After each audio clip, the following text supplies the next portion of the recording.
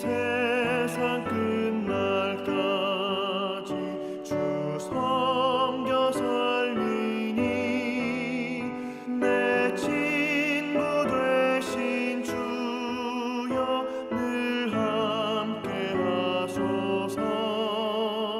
주 나와 함께 하면 전쟁도 겁없고 주 나를 인도하면 늘 안심하리라.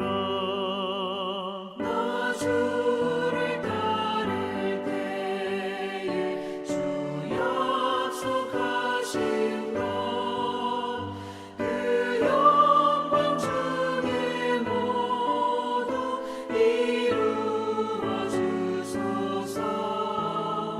나 주의 길을 따라 섬기며 살리니 그 크신 은혜 속에 날 인도하소서.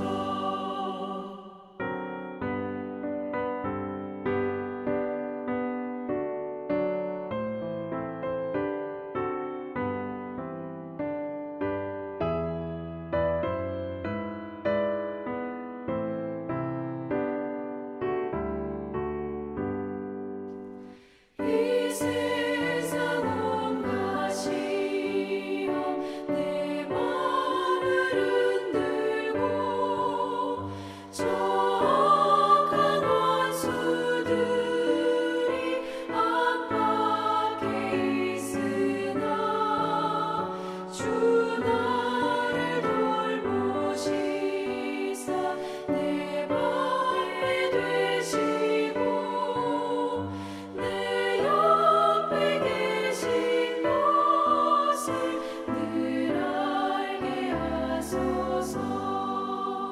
저 영광 빛난 곳에 주 허락했으니 그 허락하신 곳에 늘 사모합니다. 끝까지 쉬지 않고 주 따라가리니 주 넓은 사랑으로 늘 인도하소서. 아멘.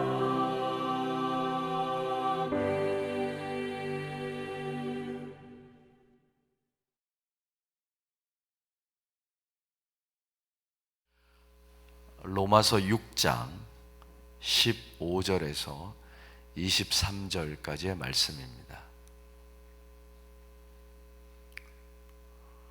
로마서 6장 15절부터 우리가 한 목소리로 같이 읽겠습니다. 그런즉 어찌하리요? 우리가 법 아래에 있지 아니하고 은혜 아래에 있으니 죄를 지으리요? 그럴 수 없느니라. 너희 자신을 종으로 내어주어 누구에게 순종하든지 그 순종함을 받는 자의 종이 되는 줄을 너희가 알지 못하느냐? 혹은 죄의 종으로 사망에 이르고 혹은 순종의 종으로 의에 이르느니라. 하나님께 감사하리로다. 너희가 본래 죄의 종이더니 너희에게 전하여 준 바 교훈의 본을 마음으로 순종하여 죄로부터 해방되어 의에게 종이 되었느니라. 너희 육신이 연약함으로 내가 사람의 예대로 말하노니 전에 너희가 너희 지체를 부정과 불법에 내주어 불법에 이른 것 같이 이제는 너희 지체를 의에게 종으로 내주어 거룩함에 이르라. 너희가 죄의 종이 되었을 때에는 의에 대하여 자유로웠느니라. 너희가 그때 무슨 열매를 얻었느냐? 이제는 너희가 그 일을 부끄러워하나니 이는 그 마지막이 사망임이라. 그러나 이제는 너희가 죄로부터 해방되고 하나님께 종이 되어 거룩함에 이르는 열매를 맺었으니 그 마지막은 영생이라. 죄의 삭은 사망이요 하나님의 은사는 그리스도 예수 우리 주 안에 있는 영생이니라. 아멘.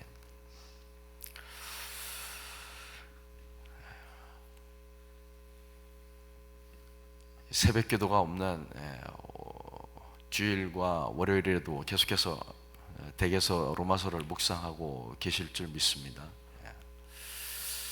로마서의 시작은 먼저 인사말로 시작하고 그 다음에 바울이 하는 이야기가 무엇입니까?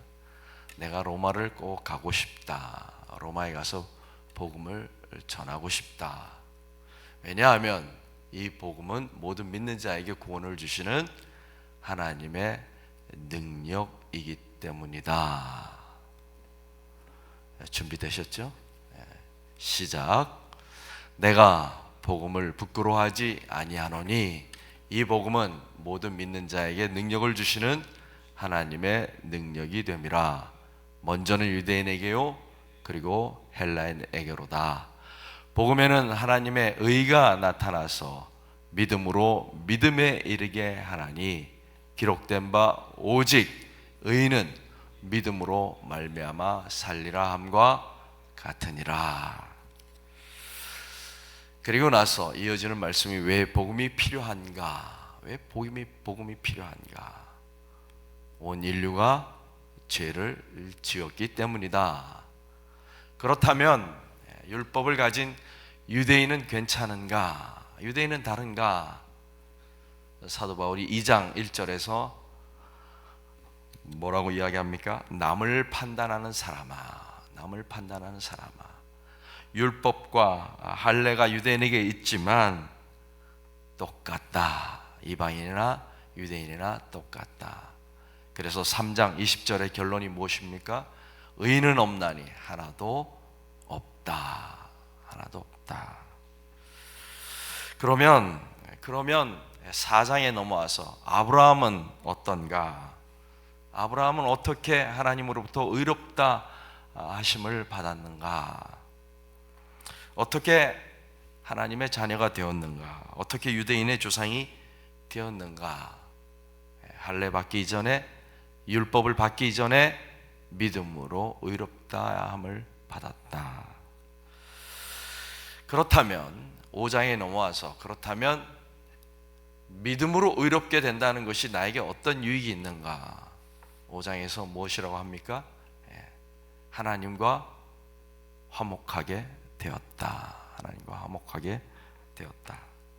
하나님과 더불어 평화를 누리게 되었다. 그런데 그것이 나의 노력이 아니고 나의 행실이 아니고 나의 혈통이 아니고 나의 유전자가 아니라 믿음으로 의롭게 되었다.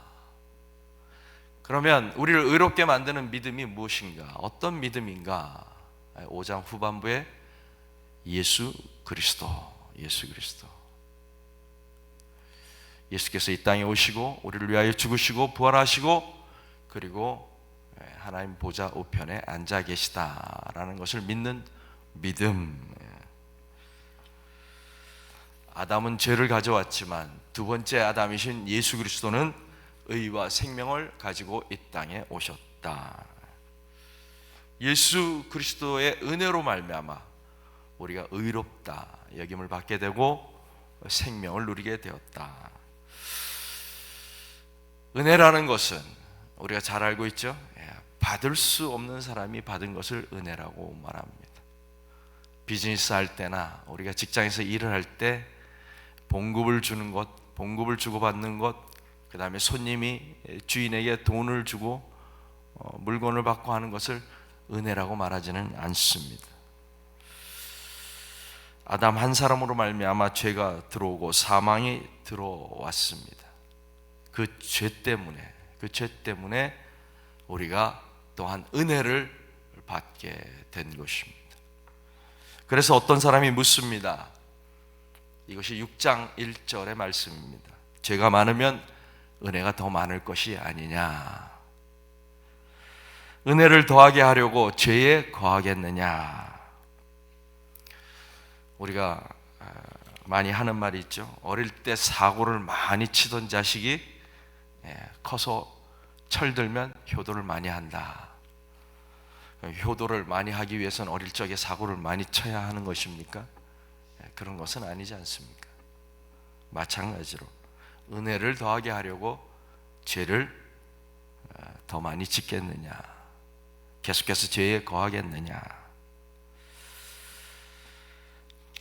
바울은 이 질문에 단호하게 그럴 수 없다라고 말하는 것이 6장 초반의 말씀입니다.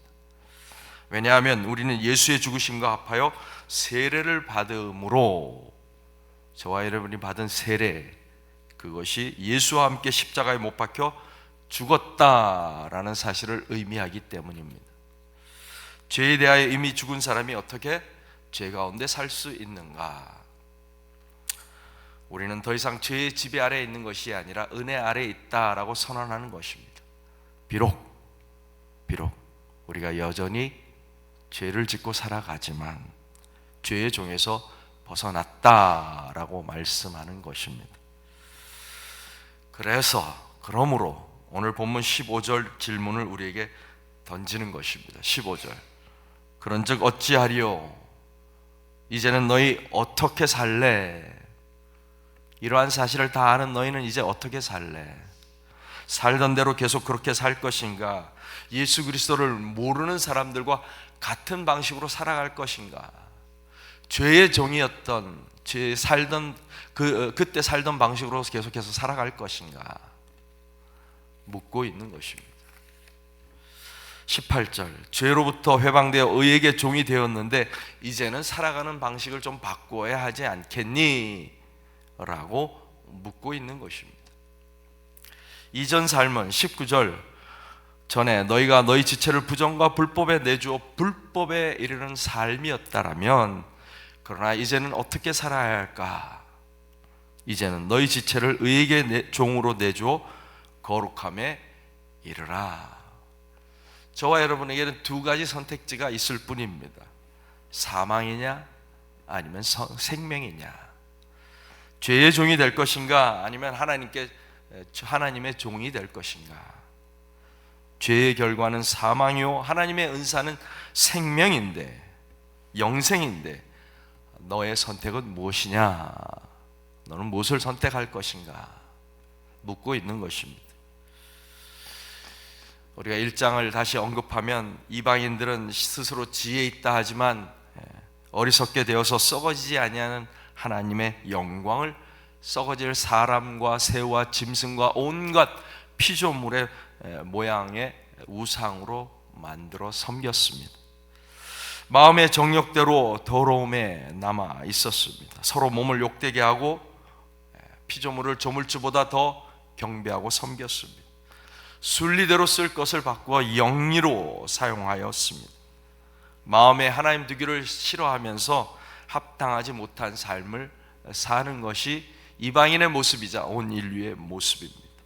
유대인들에게 묻습니다. 똑같은 일을 하면서 남을 판단하는 사람아, 네가 하나님의 자리에 앉아서 계속해서 사람을 판단할 것인가?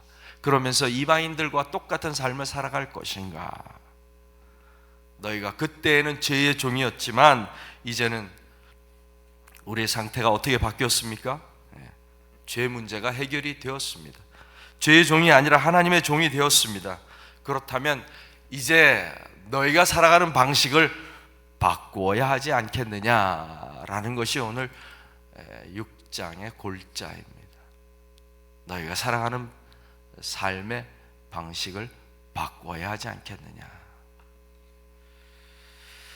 바울이 이렇게 지적하는 이유는 우리가 죄의 종에서 벗어났다고 해서, 하나님의 종이 되었다고 해서, 우리의 죄 문제가 해결되었다고 해서 우리의 삶이 저절로 바뀌는 것은 아니라는 것입니다. 오죽하면 6장 1절에서 은혜를 더하게 하려고 죄에 거하겠느냐라고 묻는 것입니다. 우리가 선택해야 하는 것입니다. 하나님의 종이 되었는데도 불구하고 굳이 죄의 종으로 살아가려고 할 것인지, 아니면 새로운 신분에 맞게 새로운 삶의 방식을 선택할 것인지 저와 여러분에게 묻고 있는 것입니다. 우리가 사회생활을 하면서 직장을 옮기게 되면 직장이 추구하는 그 목표에 우리가 맞출 필요가 있습니다. 사장이 원하는 방식을 따라가야 할 필요가 있습니다. 주인이 바뀌고 직장이 바뀌고 사장이 바뀌었는데도 내가 이전 것을 고수한다 그러면 그 사람은 거기에 속할 자격이 없는 직원입니다.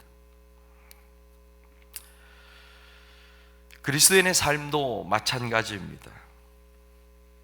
우리가 신분이 바뀌었다면 신분에 바뀐 삶을 살아야 하는 것입니다. 이것을 우리 이민자들은 너무나 잘 알고 있습니다. 우리가 이민을 왔으면 미국의 헌법을 따르는 것입니다. 주인이 바뀌었습니다. 법이 바뀌었습니다. 우리 주인은 잠시 후면 사라질 그런 분이 아닙니다. 영원한 생명을 가지고 우리와 영원히 함께 하실 그분입니다. 이전 주인과는 이전 죄와는 비교할 수 없는 주인이십니다. 우리가 따르는 법은 죽음이 아니라 사망이 아니라 생명의 법입니다. 그렇다면 우리가 살아가야 하는 방식은 분명한 것입니다.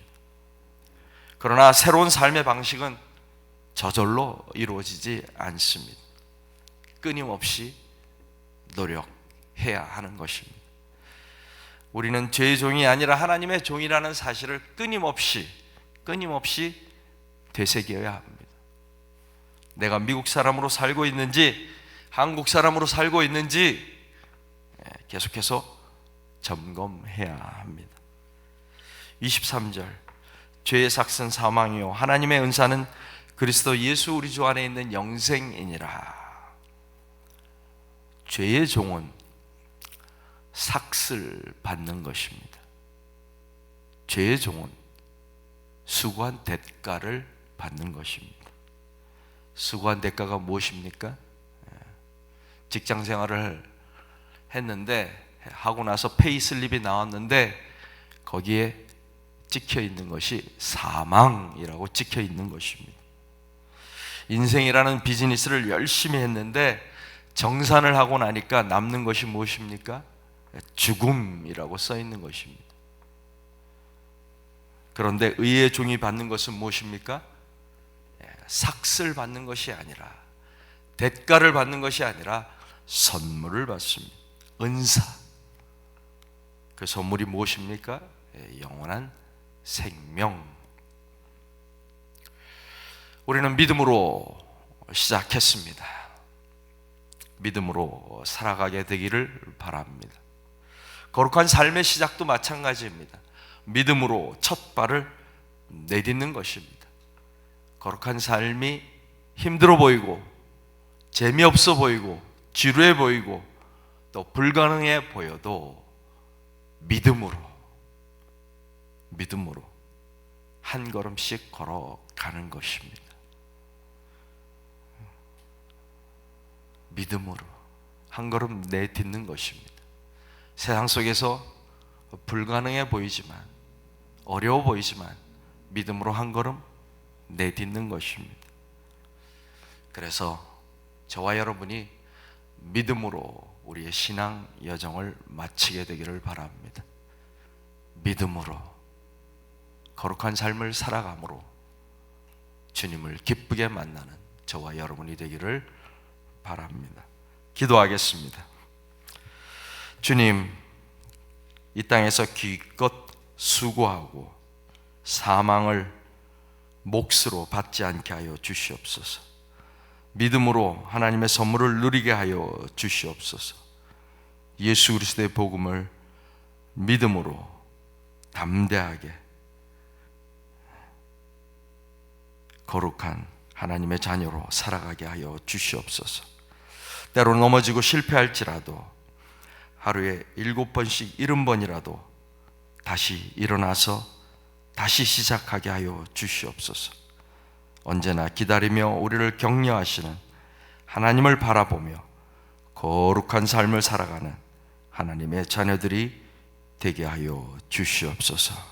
오늘 하루도 하나님께서 우리를 지켜주시고 격려하여 주시옵소서. 예수님의 이름으로 기도하옵나이다. 아멘.